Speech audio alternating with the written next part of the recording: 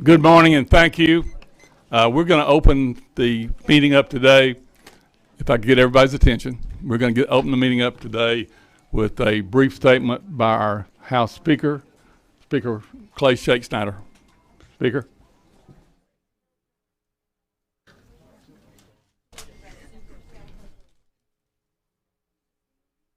Oh.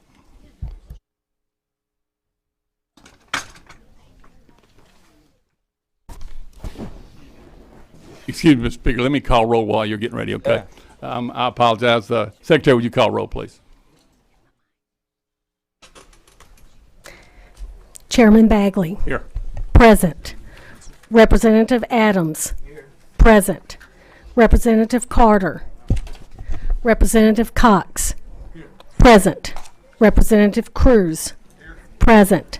Representative Eccles. Here. Present. Representative Emerson. Present. Representative Hughes. Representative Travis Johnson. Present. Representative Larvadane. Present. Representative McMahon. Present. Representative Miller. Present. Representative Moore. Present. Representative Robert Owen. Present. Representative Presley. Present. Representative Selders. Representative Stagney. Present. Representative Turner. Present. We have 15 and a quorum. Thank you, Madam Secretary. Now, Speaker Shake Snyder, if you would tell us a little bit about welcome us today. Thank you. Thank you. Get this mic closer. You got me on? All right. Good morning. Thank you, Chairman. Thank you, committee members. Thank you to everybody who showed up. I think we're here today for a very important topic that we all need to discuss and move forward. I'd like to start by an opening statement that I put together to kind of put us in perspective where we need to be as far as we move forward. The Louisiana Department of Health does not have the authority to do what they are proposing. The Department of Health cites statutes that give them broad authority to take necessary actions to control the spread of disease. While this may be true, these statutes do not give them the authority to prohibit any attendance in school. This proposal rule contains the following sentence: each school in the state shall prohibit in-person attendance of any individual not vaccinated by this subsection.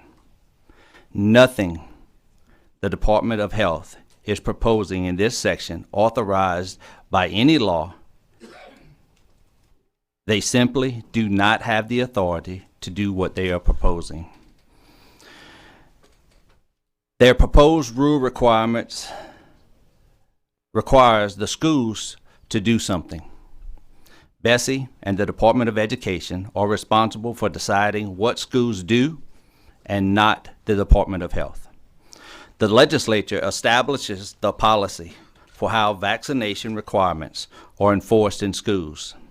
These rules clearly violate the policy and makes the schools the enforcement agent of the Department of Health. What the Louisiana Department of Health is trying to do is use the education statute as their authority to mandate the COVID requirement. They are doing that as an attempt to work around because they do not have the legal authority to do this. As a legislator, we debate every possible issue you can imagine. That's our job. That's what we do. I never imagined before COVID that I would have to come and take a stand against the administration on mandating a shot for school-age students against the will of their parents. But that's where we are. As the Speaker of the House, I expect to talk on a wide range of issues and to take a firm stand when required. A couple of weeks ago, I made the statement to the media that any mandate requiring COVID shots be added to the school list of immunizations for school-age students would be a line in the sand. We talk all the time about parental choice, government overreach. That's exactly what we're doing and talking about today. If a parent wants to have a child take a COVID shot, that's 100% the right of that parent to do so. And they should be afforded that opportunity. But parents should not be forced to go through the process of jumping through hoops to opt their children out of the COVID shot. Let me say that as clearly as possible. The COVID-19 shot should not be added to be required for schools. I am not an anti-vaccine person. There's a reason we have virtually eradicated polio, smallpox, the measles, the mumps. These vaccines prevent the disease. That is not what the COVID vaccine shot does. It does not prevent anyone from getting or transmitting COVID-19. That's the facts. It is not the same as other vaccinations and should not be treated as such. There's only one reason that this is being rushed into place. It's simply politics. And rust is exactly what this is. There's only one other state in America that has a blanket mandate like this. That's California. And they still want you to wear a mask outside during a barbecue. To say that this vaccine mandates or a government overreach is crystal clear. The Biden vaccine mandates are being shot down by federal courts as unconstitutional. The healthcare workers' vaccine mandates are being shot down by federal courts as unconstitutional. Government overreach and parental rights. That's what we're talking about today. It is my strongest recommendation to this committee that you reject these proposed rules. And it is why I urge the governor not to override this committee and to make a voice very clear for the people out there. The parents have rights. Committee, you have a large load on you today. That's why we were elected to be here. Make these choices wisely. Thank you. Thank you, Mr. Chairman. Thank you, Mr. Speaker, for coming and joining us this morning. At this point, if Drew, you would read the rule change that their LEH is asking for, please.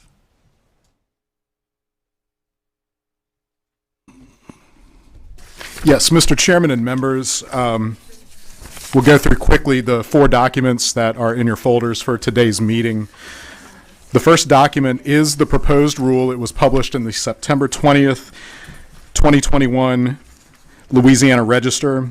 The page number on the bottom is 1414. The proposed rule begins on the right-hand column under the heading Department of Health, Office of Public Health Immunization Requirements. If you turn that page, the following page, which is 1415 on the bottom, proposed rules are drafted a little bit differently from legislation. There's no strike-through or underscore coding, so I'll just call out what the new material proposed to be adopted as administrative rules. And just as a reminder, administrative rules are promulgated pursuant to delegated legislative authority, and they would, if fully adopted, have the force and effect of law. The only new material proposed to be adopted within the Louisiana Administrative Code through this proposed rule is paragraph 7 in the left-hand column.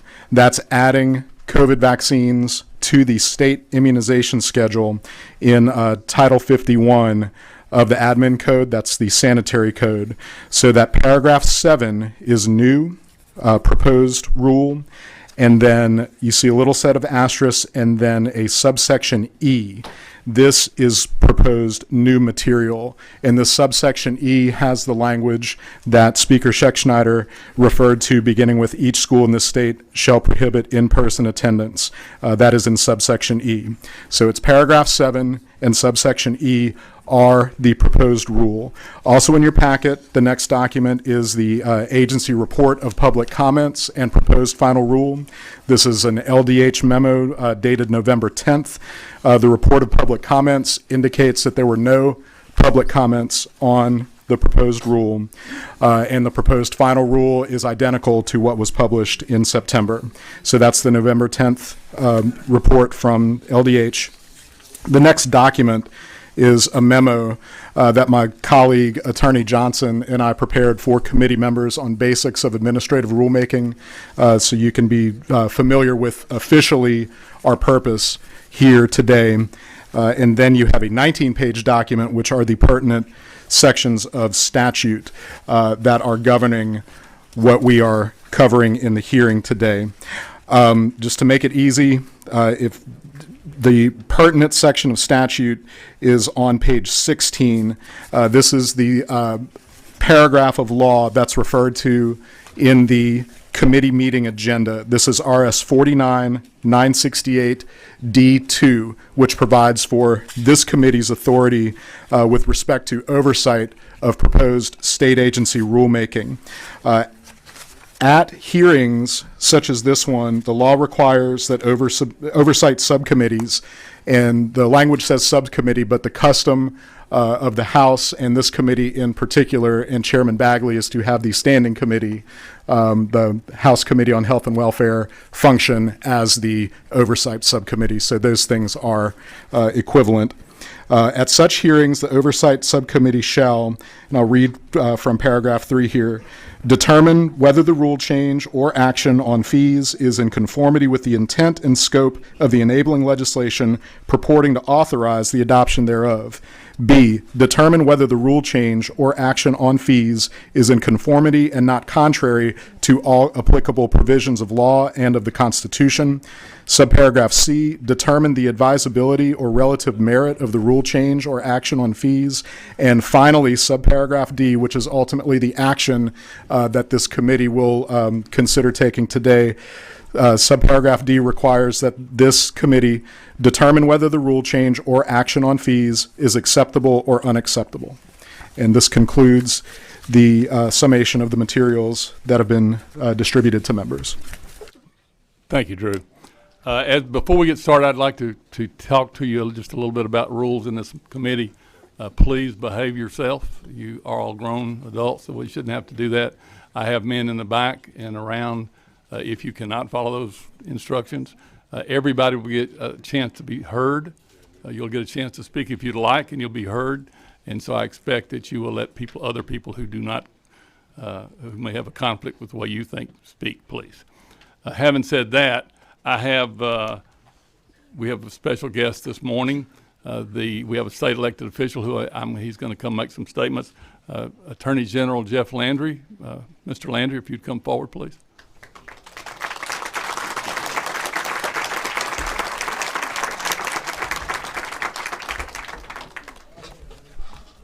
We're not here to clap. He's here to speak. Yeah. We all understand you're here. You probably appreciate what he's doing, as we all do. Attorney General, if you would state your name and thing for the mic and your guest, please. Yeah, Mr. Chairman, distinguished members of this committee, fellow colleagues, concerned parents, citizens, I'm Jeff Landry, the Attorney General for the state of Louisiana. To the right of me is a distinguished Bobby Kennedy Jr. Many of y'all may know the great iconic family he represents. I brought him with me to just add a couple of words. I think that, first of all, I'd like to thank the Speaker for being here today, and I think that his comments basically echo the gravity of the situation that is at hand.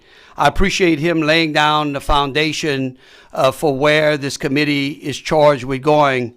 And to add just a little bit of meat to what Mr. Murray explained, you know, as the state's chief legal officer, it's my obligation to ensure that agencies' actions comply with the law and the Constitution. And with that in mind, I'm advising you that the proposed LDH plan to promulgate adding COVID-19 vaccine to the list of required immunizations for school entry is not permitted under state law. Across the country, as the Speaker mentioned, no state legislature has passed a law requiring COVID-19 vaccines for children. And if this rule is adopted, Louisiana will join California as the only state to mandate vaccines for school children. Of course, Louisiana's law goes even further because it requires the vaccination of both primary and elementary school children, where California's rule only extends to middle school and high school. Over the last several days, I've been contacted by a number of legislators who have raised concerns over the actions of the Department of Health. I'm asking you to take back the police powers of this state. We cannot allow an executive branch to bypass the constitutional responsibilities of this legislature by allowing them to create policy and law using executive fiat. That is absolutely the job that you are charged with doing. Our office has researched the requirements set forth in statute that govern the oversight of this committee. The oversight is tasked with making 4 determinations today. And when the time comes, I ask that this committee address each one of those 4 items. Number 1, the proposed rule is not in conformity with the intent and scope of the enabling legislation purporting to authorize its adoption. Let me explain. This rule does not conform with the intent and scope of the enabling legislation because it is contrary to revised statute 1770. Under 17170, because it imposes the requirement of evidence of immunity on all students, not just those identified by law. The law only requires evidence of immunity on 2 groups of people currently. Each person entering any school system in the state for the first time, or each person entering the 6th grade. However, the proposed rule attempts to impose evidence of immunity on each and every student attending school in the state. This section states that each individual attending a school within the state in person shall present such school satisfactory evidence as having received vaccinations in accordance with the dosing schedule, including any booster dosing. Additionally, the proposed rule requires schools to prohibit students from in-person learning if the student is not vaccinated for COVID-19. That goes to what the speaker was talking about earlier. LDH does not have the authority to exclude students from in-person learning. Even under the rule, if there is an outbreak of a vaccine preventable disease, only the school has the authority to exclude students from attendance, not the Louisiana Department of Health. They may make a recommendation to the school, but it is the administrators and the faculty who are empowered to make the final decision regarding unimmunized students. Guys, can y'all listen back there? We're trying to listen to this man. Yes, sir. And I would caution against preventing students. I would also just add to the legislature's note that I would caution against preventing students from attending in-person learning, as this may violate the legislature's obligation for an education of our student in our state. With regard to written dissent, I have heard some people say that parents can just opt out. Although generally 170 allows a student to present written dissent and enter the school without compliance of an immunization schedule, there is an exception for recipients of public assistance who receive less protection. Let me read that again. If there is a student that is on Medicaid or public assistance, we are thereby disproportionately disadvantaging them, because under Louisiana Revised Statute 46-231-4, any child receiving Medicaid or FITAP would not be eligible for written dissent, but would instead have to submit a written statement from a physician that the immunization procedure is contradicted for medical reasons, or that the parent objects to procedure on religious grounds. So we're now going to disadvantage the most disadvantaged. Failure to comply with the public assistance vaccination within a reasonable time could result in the suspension of the public assistance. So again, those minorities who may be on public assistance or anyone else is at a now disadvantage because we're giving those who are not on public assistance a greater right than those on public assistance. A large percentage of children in Louisiana receive Medicaid and will be subject to more stringent requirement. So the state would be treating those families differently than those not receiving public assistance. Number two, the proposed rule does not conform to all applicable provisions of the law in our Constitution. It does not allow satisfactory evidence of immunity to be furnished in lieu of immunization. And this is important because this body specifically in the statute wrote into the statute that a person may present satisfactory evidence of immunity to or immunization against vaccine preventable disease. This rule does not allow the students to furnish satisfactory evidence of immunity in lieu of immunization. Under the proposed rule, the student previously infected with COVID-19 who develops antibodies may still be excluded from attendance. Simply put, the proposed rule eliminates satisfactory evidence of immunity and is contrary to the law in its intent. Number three, this proposed rule has no merit and is ill-advised. It makes policy and mandates vaccines powers that are reserved to each and every one of you in this body. And further, the fiscal impact to the state is completely unknown. The mRNA injection is substantially different from conventional vaccines and is not authorized under the current statute. There is no dispute that mRNA injection is a new type of vaccine that is different from conventional vaccines.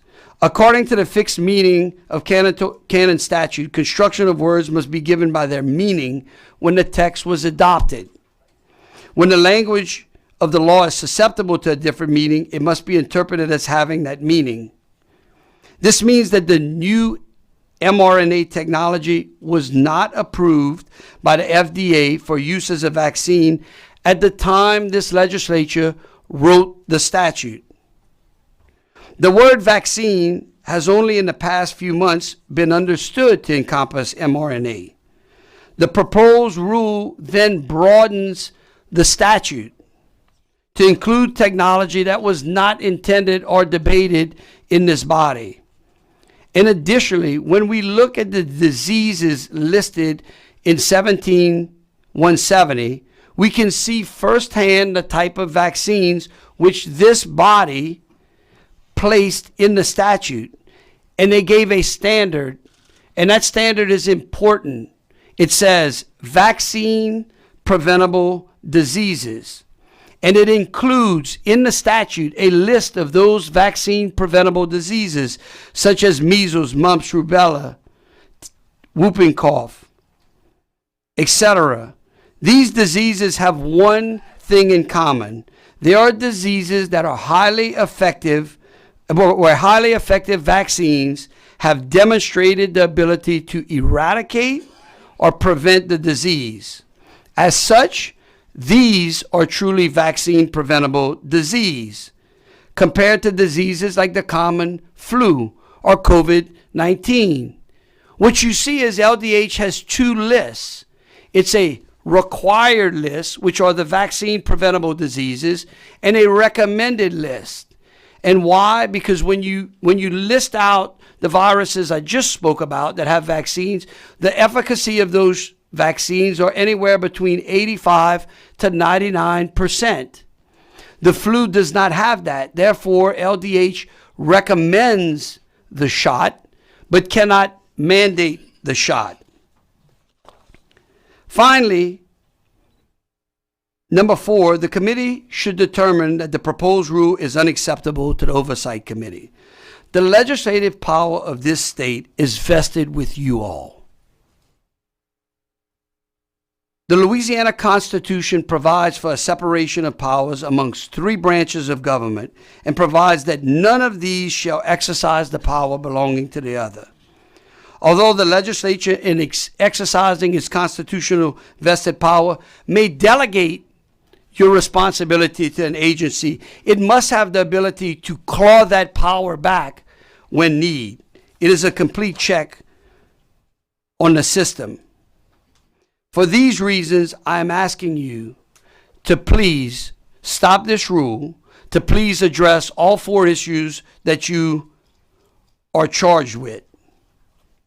And what's more, for just one moment, I would encourage you to closely listen to the man seated next to me, someone who came down from Louisiana to share his insights with you.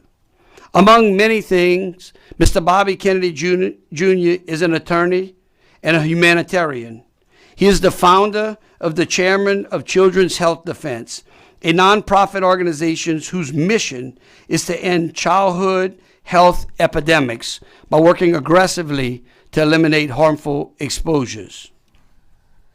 It's no secret that I'm a Republican and Mr. Kennedy's family are Democrats. This distinction should be no further proof that this critical issue before you today is not a red one or a blue one. It's not a conservative one. It's not a liberal one.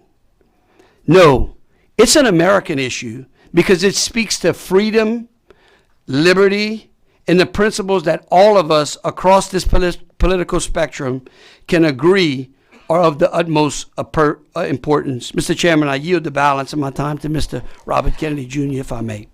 Yes, sir. Thank you, Mr. Attorney General. Go ahead, please. Say your name for the record.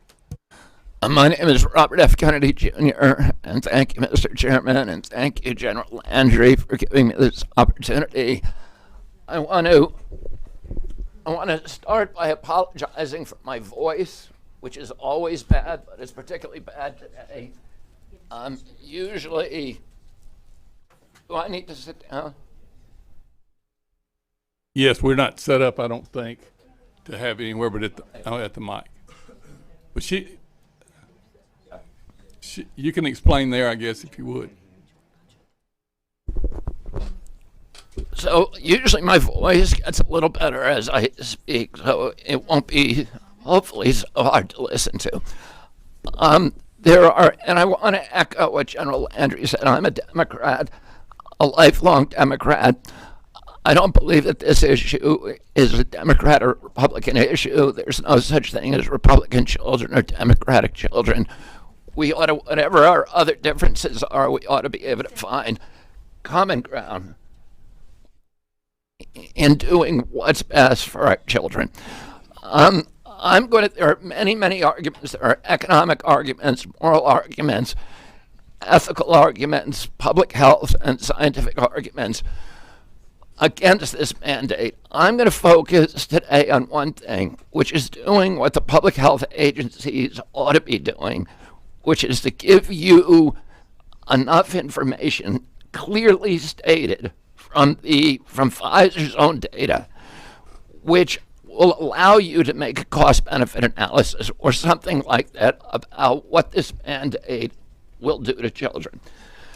Oh, I'm going to start out, and I want to introduce somebody in the audience who's accompanying me today, Dr. Robert Malone. And Dr. Malone, will you stand up? Dr. Malone is a scientist and physician.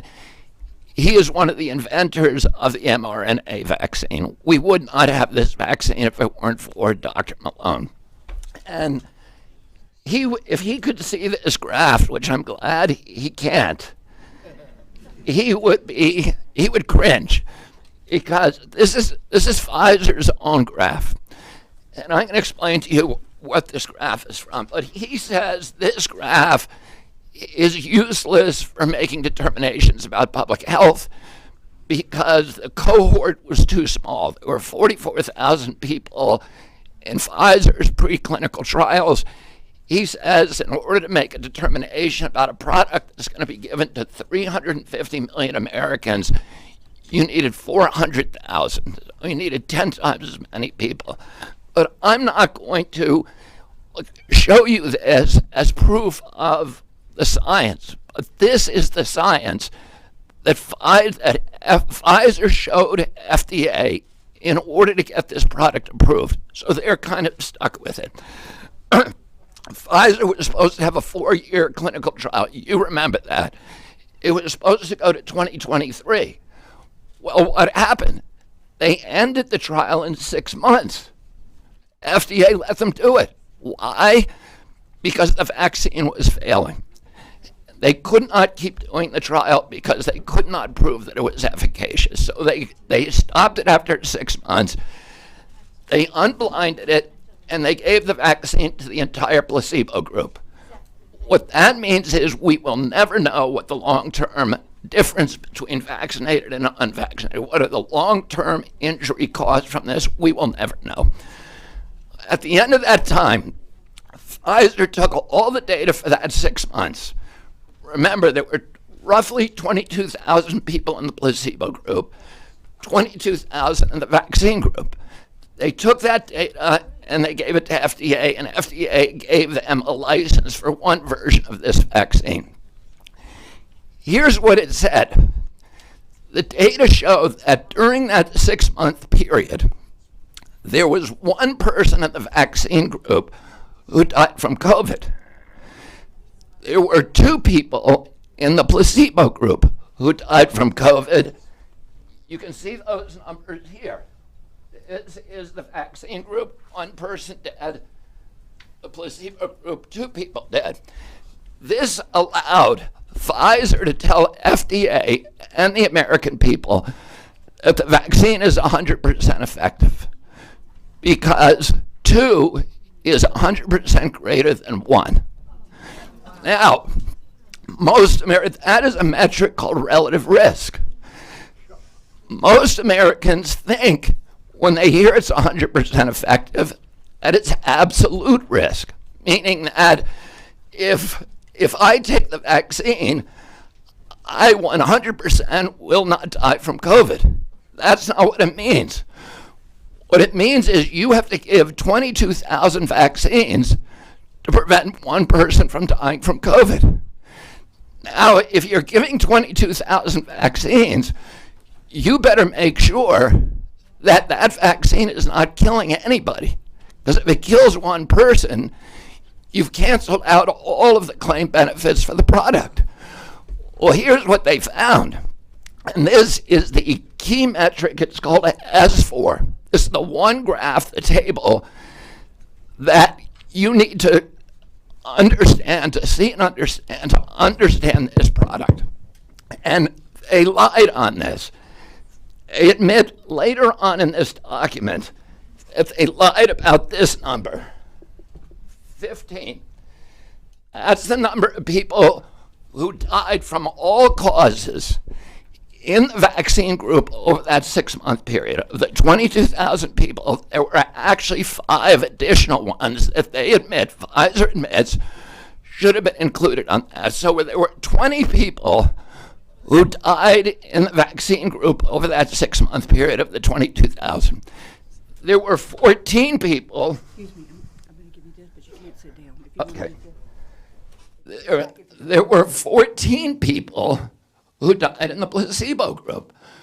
What that means is, according to Pfizer's own data, if you take the vaccine, you're 48% more likely to die of all causes over the next 6 months. This is their data. How are these excess people dying? Well, it tells you here, cardiac arrest. There were 5 people in the vaccine group who died of heart attacks in that 6-month period. It was only 1 person in the placebo group. So what that means, if you take the vaccine, you're 500% more likely to have a heart attack that kills you over the next 6 months. And if you didn't take the vaccine, it also means that for every 1 life they save from COVID, they're killing 4 people from the vaccine. Now, if you look at their post-licensing record, it confirms that this is the deadliest vaccine ever made. Here, these are the VAERS reports, Vaccine Adverse Event Reporting System, for 30 years. This is the last 8 months. So this is how many people, there are more people who've died in 8 months from this one vaccine and from 72 vaccines over the last 30 years. Here's another picture of it. These are the deaths for each vaccine. These are the deaths over 33 years. These are the deaths for the last 8 months from the COVID vaccine. This is CDC's data. Now, what we're finding is that the people who are most likely to suffer heart attacks are children. If you look at this graph, what you'll see is that the younger you are, the more likely you'll get myocarditis, which is what's killing people from heart attacks. Myocarditis, 50% of the people who get myocarditis, according to historical data, will be dead or will have to require a heart transplant within 5 years.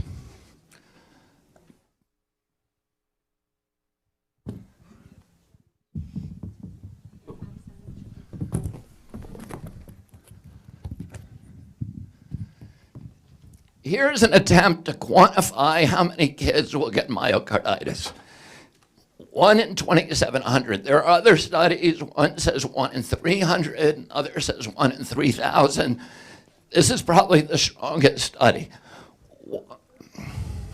One, don't get paranoid.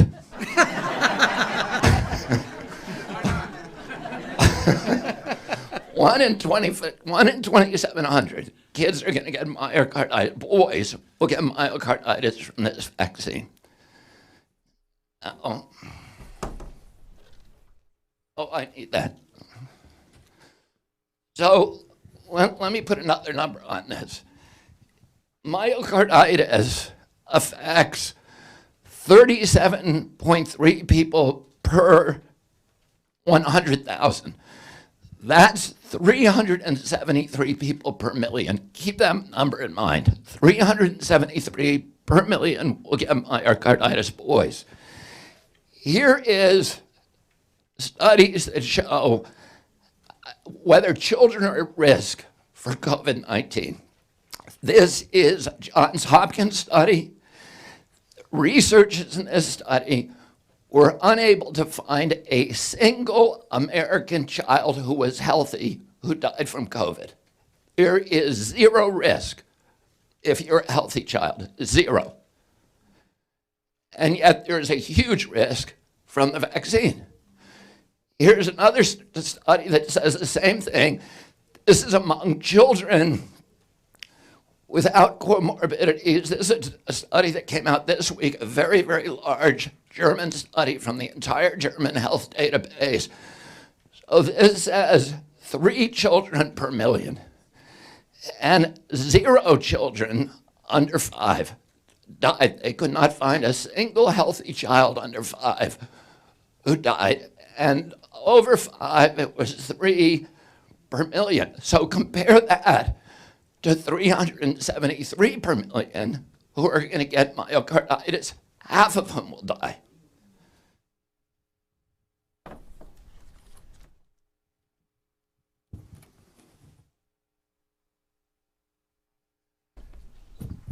That's talking about one disease. You may have heard that Pfizer and FDA were trying to keep their data secret. They asked a federal court to keep their data secret for the next 55 years. We got some of that data this week. The federal judge did not agree with them, and what that data shows is in the first 90 days of the vaccine, there were 1,222 deaths, and there was about 140,000 serious injuries. Well, what they found was that most of the injuries were not myocarditis, they were neurological injuries, and that girls were affected 3 times as much as boys. So, and this is the last thing I'm going to talk about. In that 22,000 people who they tested, there were not many children. There was only 1,100 children. So they're going to give this, between 11 and 15, they're going to give this to 76,000 children, 76 million children, based upon an experiment on 1,100. Here's what happened. They found some impacts, but not anything really serious. This girl, Maddie DeGarry, after the trial was over, she and her family came forward and she said, I was in that trial. I got a fever immediately after I got the vaccine. Then I got seizures. She is now in a wheelchair for life. She can only eat through a feeding tube through her nose. She was one of the 1,100 children. When we went back and looked at Pfizer's study, they said Maddie DeGarry had a stomach ache. So they lied. Now, if 1 in 1,100 children look like this is an injury that will affect 75,000 children if we end up mandating this for every child that they want. The last thing,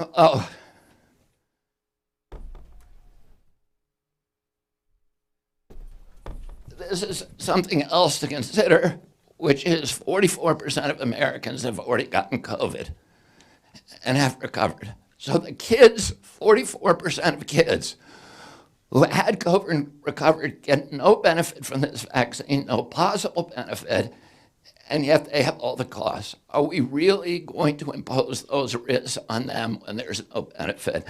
Finally, I'll tell you this. This is an experimental product. There is an approved Pfizer vaccine called Comirnaty. Pfizer has made sure it is not available in this country. All the vaccines that are going to be given to Louisiana children are experimental vaccines. You are mandating that children participate in an experiment. That is illegal under the Nuremberg Code. There are a lot of Louisianans who went to World War II and fought and died so that we could sign the Nuremberg Code. And the Nuremberg Code says nobody can have it through any coercion whatsoever be forced to participate in a medical experiment. We sign that, it's part of our law, and yet we're about to pass a law in this state that requires every child in this state to participate in a medical experiment. I'll say one final thing. Never in human history have old people required that young people take risks, make sacrifices, and die to preserve older people. We have a fiduciary duty to our children. Old people sacrifice themselves for children in a moral society, in a robust society, in a society that we're proud of. We do not tell children to take risks to preserve old people. And we need to stand up and make a moral choice and an ethical choice for our children. Thank you. Thank you. No, please. This isn't a basketball game. We're here an important issue, and I know the Attorney General and his guest, Attorney General. Yeah, I was just going to submit, I have a letter from a medical doctor to submit to the record in my statement. And then finally, I would just add, I think that this is an important statistic. The Pfizer study that was used and submitted to the FDA to approve it for kids only represented, of the representative sample, only 6.5% of those who participated were African American. I want you to, this is an actual documentation. I'll be more than happy to send you the page of it. I think it's on page 56 of their study that they submitted to FDA, where our country, African Americans represent 12 to 13% of the total population. Here in Louisiana, it's 30. Only 6.5% of those in the vaccine group and the placebo represented African Americans. So Mr. Chairman, thank you so very much. Thank you, Attorney General. Thank you, Mr. Kennedy. Appreciate it. All right, members, we have, I'm now going to ask any elected member of the House of Representatives that would like to come up and make a quick statement under 3 minutes. You're welcome to come to the platform and speak. There'll be at 2.5, a timer will go off, and at 3, I'll cut the mic off.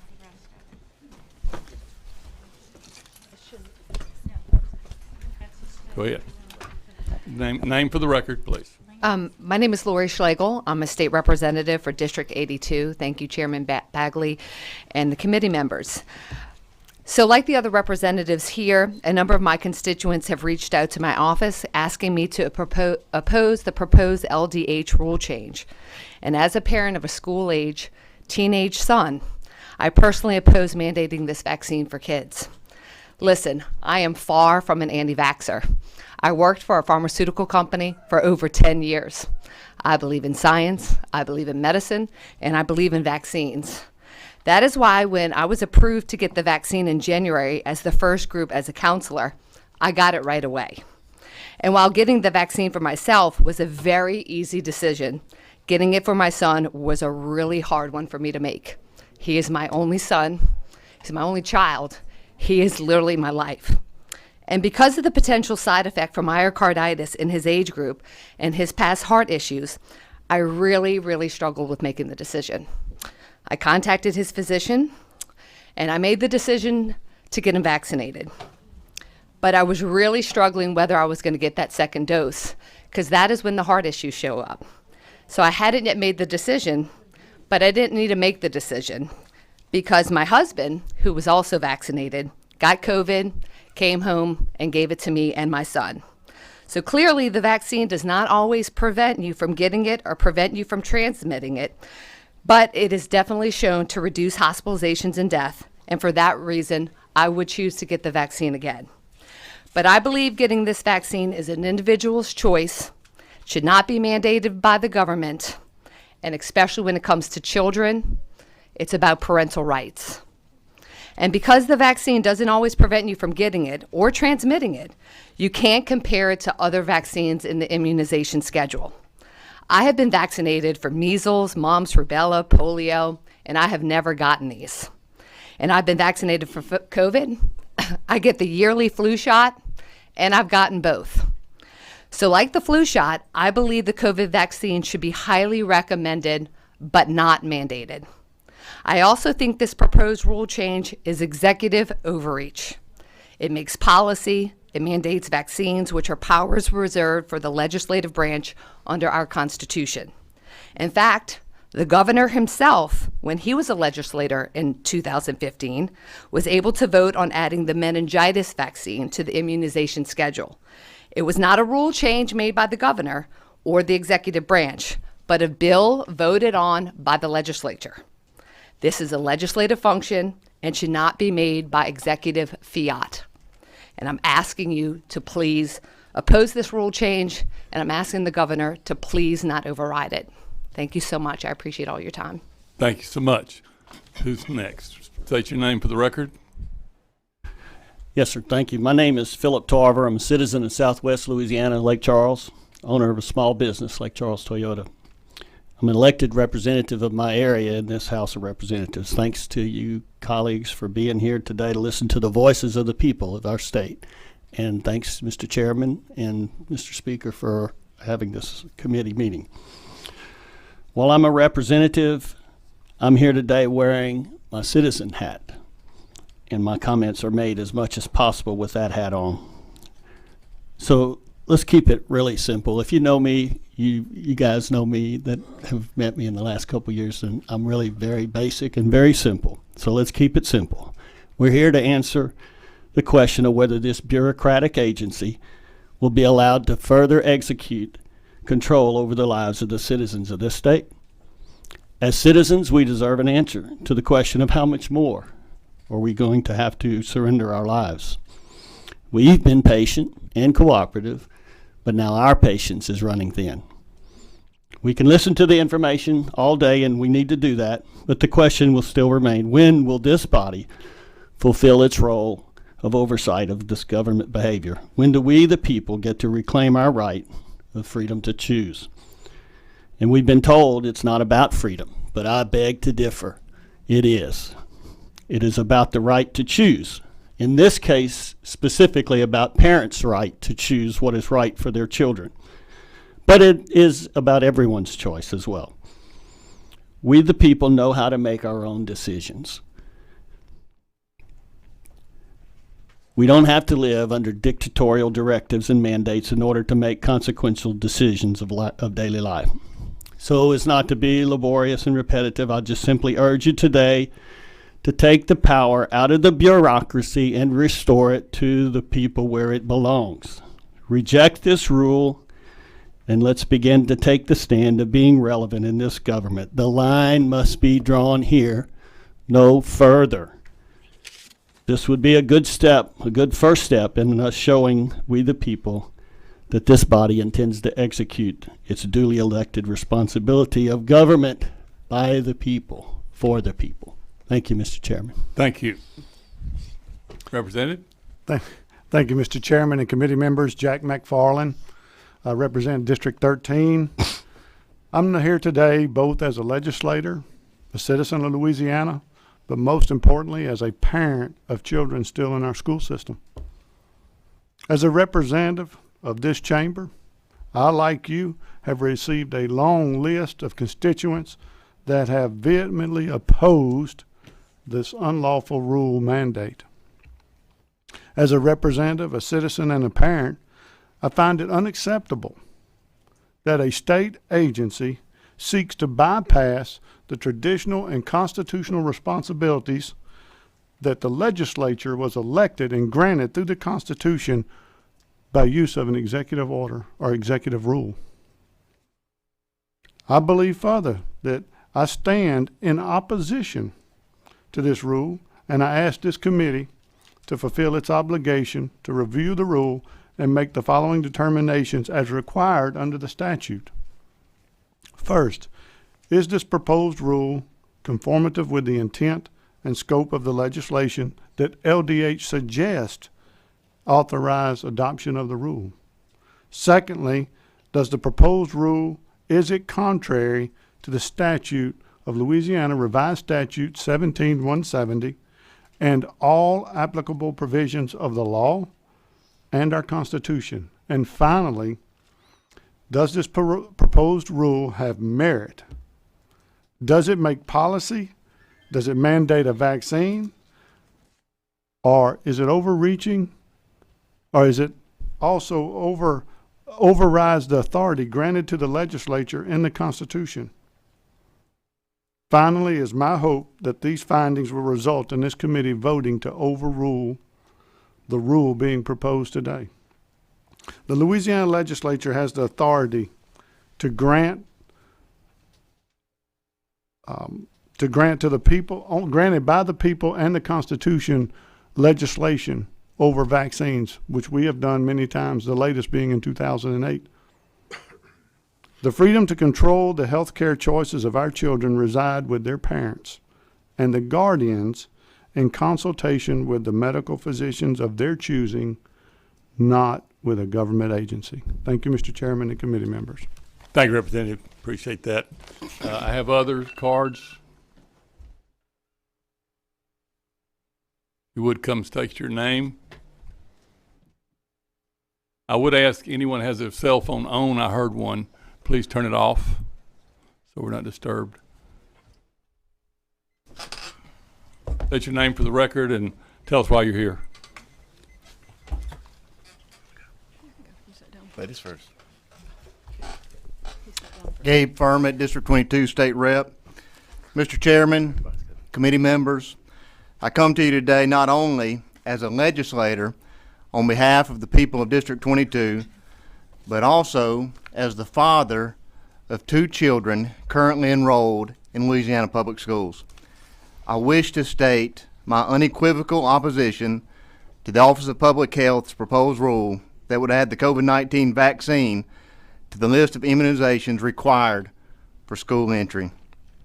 Please note for the record that in the past few days I've been contacted by hundreds of concerned constituents who have also expressed their strong opposition to this proposed rule, with many of them vowing to remove their children from the public school system if LDH proceeds with this foolish and unnecessary government overreach. Specifically, I find that the COVID-19 vaccine is not permitted under the existing laws of the state of Louisiana for several reasons. First, it requires that all students provide evidence of immunity, not just students entering a state school for the first time or students entering the 6th grade, as current law clearly stipulates. Second, the proposed rule requires mandatory vaccination as opposed to satisfactory evidence of immunity as prescribed by our current statute. Third, the proposed rule broadens the definition of a vaccine to include mRNA technology that was not utilized when the current law was passed and could obviously not have been considered by the legislature at that time. Lastly, COVID-19 is not a vaccine preventable disease and is therefore not eligible for inclusion on the list of required immunizations under our current law. Colleagues, I stand in opposition to this rule, and I ask this committee to fulfill its obligation to review the rule and to conclude that the proposed rule is unacceptable and in violation of the separation of powers as provided for in our Constitution.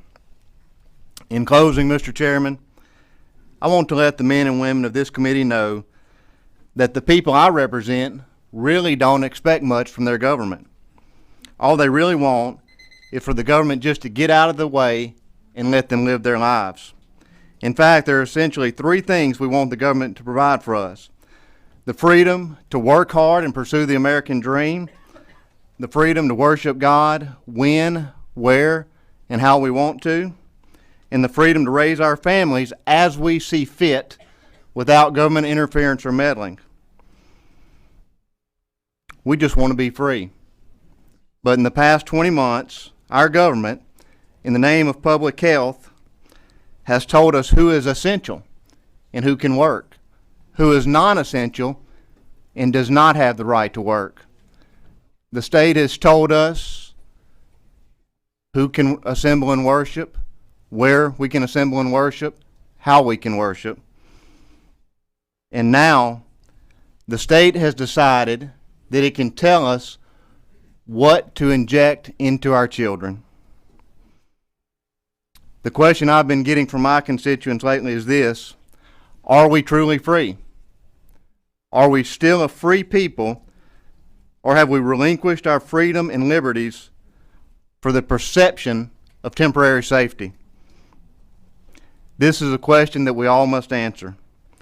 Please reject the adoption of this unconstitutional rule, and let's take one small step toward restoring the precious freedoms that we have allowed to be stripped away from us these past few months. Thank you, and God bless. Thank you, Representative. Next. Good morning, Mr. Chair and members. Beryl Amadei, House District 51. I'd like to speak first, just on a personal level, as a citizen, as a mom, as a grandparent. It's been a lifelong pursuit, the pursuit of health, for myself, after watching my sisters grow up with some health challenges, for my family as I married, and my mother-in-law spent 24 years of her life paralyzed from the neck down by a medical incident. And so many other examples just in my own family that I could give that caused me, that gave me the drive to go and dig and look for information and research and talk to medical professionals about anything that I questioned, and then to make decisions the best that I could with the information that was in front of me. In this COVID situation, there are many things that have alarmed me in these past, 23 months now or so. First of all, the huge continuous effort to diminish information that does not align with a main narrative, that by itself should just raise eyebrows and cause people to go and dig deeper.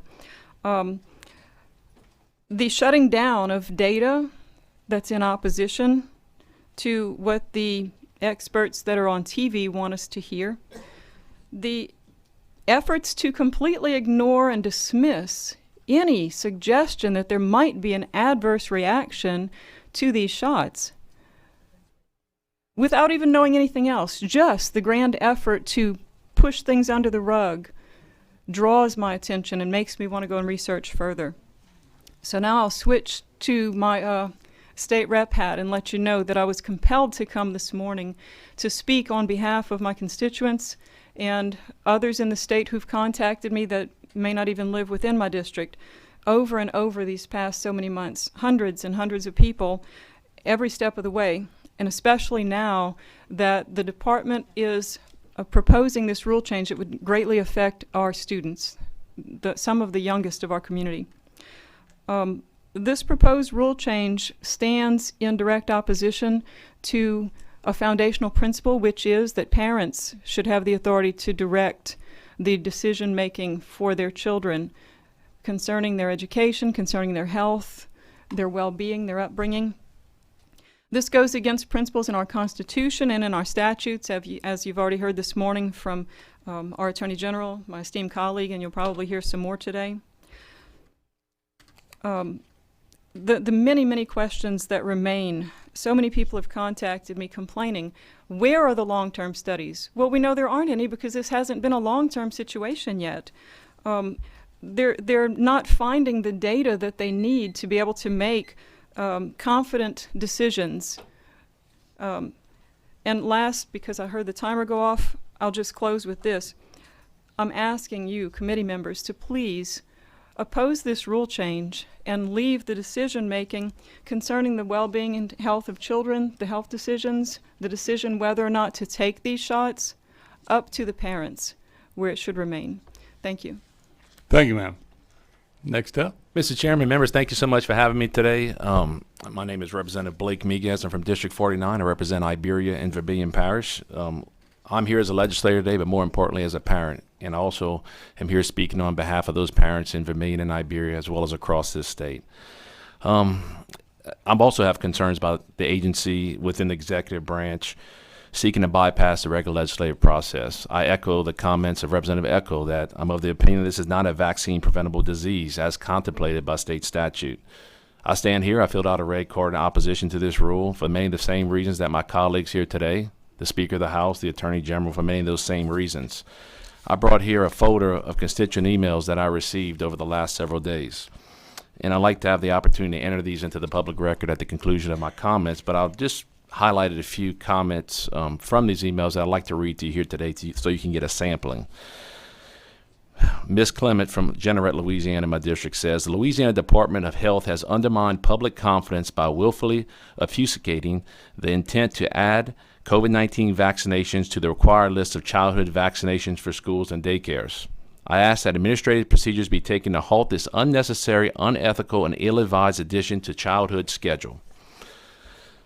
Ms. Royston from Jeanerette also says, this has to stop. They are harming us with tyrannical emergency orders. Ms. Bloom from Abbeville says, I'm against making the COVID vaccine mandatory for anyone, especially children. This for many reasons. The chances that a child will get COVID and die is very rare. Children are not super spreaders. Ms. Welsh from Maurice says, as a parent and a grandparent, my grandchildren and grandchildren's safety is our top concern.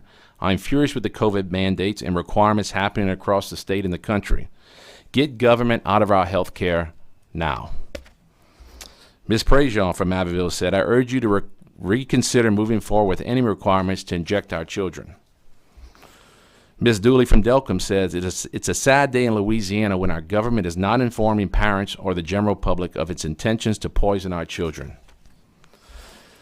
Mr. Webster from Erath has to say, please stand by your fellow Louisians and keep this vaccination as a choice instead of a requirement.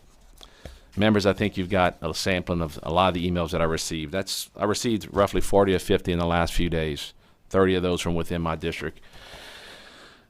I'm asking you to reject this, have a rejection vote today, reject this proposed rule because it's unlawful, and we as a legislative body need to rein back in the power that the executive branch is trying to take from us here today. The freedom to control healthcare choices of our children reside with parents and guardians in private consultation with their medical physicians of their choosing. Government has done its job, has done the best that it can throughout this process. They provided the resources. They've educated the public on the risk as it pertains to COVID-19. They've done everything they could. Now it's time for you to do your job today here as a legislator. Be the voice of parents across this state. Be the voice of parents in your district. Do the right thing. Reject this rule here today and give the legislature a voice again. Thank you so much, Mr. Chairman. Thank you so much, members, for your time. Thank you, Representative. And I'll enter this into the public record to you, Secretary. Yes, sir. I will mention, as you know, all the emails that are sent to us will be on public record.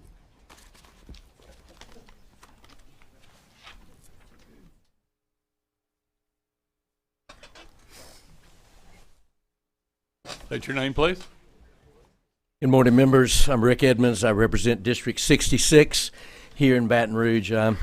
I know we've heard a lot of facts today, and I'm sure you'll hear a lot more, but I really don't want to linger or repeat any of those because in my simple thinking, I believe that your mission today is a very simple one that I'll get to in just a moment. But let me just tell you what I think this is not. This is not a stance, a political one against the governor. This is not statements against the inability or the position of someone that are fine servants of LDH.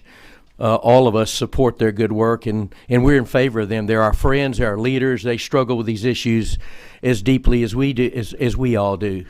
But I want to speak to you personally as my colleagues today because I've taken an honorable oath, and I believe this simply comes down to where does the authority lie? You know, men and women, I appreciate every one of you, and I'm sure you feel the same as I do. When I raised my hand in 2016 to defend not only the Constitution of the United States, but of this state, I believe that this is what this is all about. The legislature has been given the separate right of power to legislate with authority the things that are necessary to protect our families and our children. And so today, this is about legislative authority, I believe. I believe it's that simple. You were reminded over an hour ago by General Landry of 17170 about where the authority lies. I ask you today to exercise what for all of us I can't do as a colleague today. I'm asking you to do for me as a member, as your friend, but as your co-laborer, as we do what is right.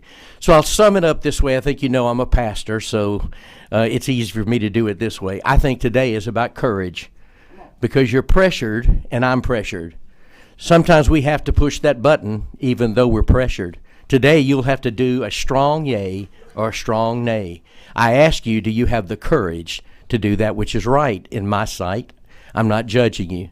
I also ask you, do you have the conviction to do that? You are looking at the authority that's been placed. Please read what the Constitution states and have the conviction deep down in your heart to just do what you've been elected to do. But finally, I would say, do you have the compassion? You look out over this audience this morning and you will see people dressed in red. If you could go in another room, you would see those, but they would only represent a mere splintering of the thousands upon thousands of people that are in all of our districts that are basically pleading with us. More than just facts, these are our children and our grandchildren. I represent 8 beautiful grandchildren today that I love and want to protect just like you do. Do I have the compassion to love them at home? I do. Do I have the compassion to love them at school? I do. Do I have the compassion to love them today? To make certain that I will do that which is right. Not only in the sight of what I would say is in the Lord, because obviously I told you I'm a pastor, but what is right in the sight of the law. Do that which will bring compassion to the people of the state of Louisiana. They deserve your best. I'm certain they almost always get our best. I respect you. I appreciate you. Mr. Chairman, you know, our friendships upon these aisles inside, this is a difficult day for you. It is. The Speaker said it was a heavy load. But for you today, I am confident that you will have the courage and you will have the conviction and you'll have the compassion to serve our children and our families well. May God bless you. Thank you, Representative. Good morning, Mr. Chairman, members. Why did I choose to follow my good friend and pastor, Debbie Villio, State Representative for District 79? I am going to keep it brief. I'm going to echo the statements by our Speaker, by the Attorney General, and our colleagues. What I can tell you is that every day my phone blows up from constituents who are saying, please reject the rules by LDH. I have not received one phone call. I have not received one email that asks me to support that rule. Enough is enough. We need to say no, please say no, to making our children, your children, all of our children, guinea pigs. Thank you. Thank you. Please don't clap. There's a decorum in this building, and if you don't respect it, how do you expect us to carry on? There's a reason for these rules, so it does not bother anyone. There's no one that opposes what she said, is embarrassed by that, because this is the freedom of speech here.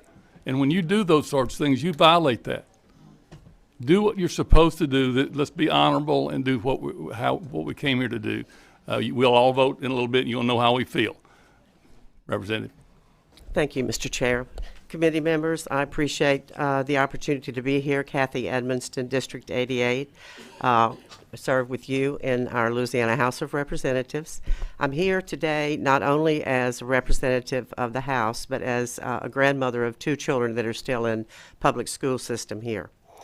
I've been working with college students, employees, and my constituents on how to help people navigate through vaccine mandates since February of this year. It amazes me that I'm here today to speak in opposition to the rule change to mandate COVID-19 shots for our students in K-12. There's only one state that has mandated COVID-19 shots for school-aged children. That's California. If you pass this proposed rule, Louisiana will be the second state to do so. Are the values of California the values of the Louisiana parents and constituents that we represent? Since I became aware of the efforts of LDH to promulgate this new rule, I have had numerous conversations, phone calls, social media responses, emails, and a survey in my district. I have not had one person, not one person, tell me that the COVID shot should be added to the schedule. It is clear how the people in my district stand on this issue. They oppose it. Are we going to listen to the people today, or are we going to let LDH dictate these personal medical choices for our children? Under Louisiana Revised Statute 17170, it says an immunization placed on the schedule must be a vaccine-preventable disease. I know many of my colleagues, the Attorney General, our Speaker, all talked about this. But COVID-19 is not vaccine preventable. Those who are vaccinated can still get COVID and they can still transmit it to others. The CDC had to change the definition of vaccine to call this shot a true vaccine. Adding COVID to the schedule is not only against the science, but it's against our current Louisiana law. I and other representatives have been in communication with LDH since July about these restrictions and policies related to COVID-19 in Louisiana. Many of you signed on to the many letters that we've sent them. LDH has not responded to our communication except for once, and then they didn't answer the questions or address our concerns. The survival rate for children ages 5 to 20 is 99.98%. should they contract the virus. All available COVID shots are currently under emergency use authorization and are considered experimental and cannot be mandated according to federal law. I support my parents, my grandparents, and every citizen in my district and in this state to let those closest to the child make these most important medical decisions. The rule change by LDH to put COVID-19 on the required schedule for students is a complete and utter overreach of government. My fellow colleagues, please oppose this rule change and stand for the people of Louisiana. Thank you. Thank you, Representative. Oh, sir, can I just make sure that these get entered into the record? These Yes, are from my. you may. Thank you. If you'll bring them up, get sir, them I up will. here, she'll I'll do it. put them on the record. Would you go ahead and state your name and Hi, I'm State Representative Valerie Hodges. I represent District 64, and I just want to say thank you to the chairman for calling this meeting, and I want to say thank you to all of the moms and grandmothers and all the parents that came today to express their concern over this. And I want to say thank you to Robert Kennedy Jr. for being here with that to present that data. Unfortunately, this has become a political issue, but it should not be political. We're talking about lives. And I pray that not one person is injured from the vaccine, but we know that that's not the case, but it's about choice. I'm a mom and a grandmother, and I have 3 kids in public school. And one of the things that we have seen throughout this entire COVID chaos is that what is voluntary today is mandatory the next day. So, and that should not be, because we've heard everyone saying, and many of my colleagues in this room, we've been discussing this for 10 months, a year, that this would never become mandatory. We could never mandate this. And yet here we are today in this room having this hearing. We've heard everyone saying this. But if we allow this rule to pass, members, that's exactly what we're doing. We're doing what we said could never happen, would never take place. I did just a survey, online survey, and with some other representatives, and 1,000 people took that survey, and 98.6% said, no, we do not want this to be mandated. This is a choice of the parents, between the parents and the child and the doctor. And were it not for the courts and our great attorney general and judges across the United States, many healthcare professionals would have already lost their jobs. And think about the gravity of that. These healthcare professionals that cared for these dying people who were in the hospital and risked their lives, is what they were told. They were risking their lives, but they did it anyway because of their love for people. They said, I choose not to take the vaccination, and if it means losing my job, I will. Now, think about the gravity of that. That we're taking away their choices as well. And we all heard the President of the United States say, we cannot mandate for anyone to take this COVID shot. And yet here we are. And that's very upsetting. Many parents have gotten their children vaccinated, and I support their right to do so. My girls told me, I've got one in 9th grade and one in 10th grade, and they both told me most of their friends have taken it and have had no problems. And thank God for that. But I support their right to do that. I also support the parents' rights who choose not to do that because of the data that Mr. Kennedy presented, because of the long-term effects, the potential long-term effects, and there's no long-term studies. People are deciding to wait. They want to wait for themselves or they want to wait for their children. So the last thing I want to say that I'm concerned about, should this pass, and I plead with the governor not to overrule the vote. Should this committee decide not to let this pass, I plead with the governor not to overrule it, because we're risking. It is a risk. And how many of you would say, I'm going to send out 10 kids across the street, and it's a risk, but we're going to say maybe only one might be hurt. But you wouldn't do it. You would say, no, we're going to make sure the risks are not there. And what we saw on the data, it is a risk. And so you look at the COVID mobile units that were sent out to the schools, and you say, well, that could never happen, that they could vaccinate the wrong child without parental consent. But it did happen in Jefferson Parish, and there's a lawsuit about that. And there will be many more if this is allowed to go on. So I just want to say thank you all for being here, for your prayerful consideration about this. We're talking about something that will impact decades in the future of these children's lives. So thank you.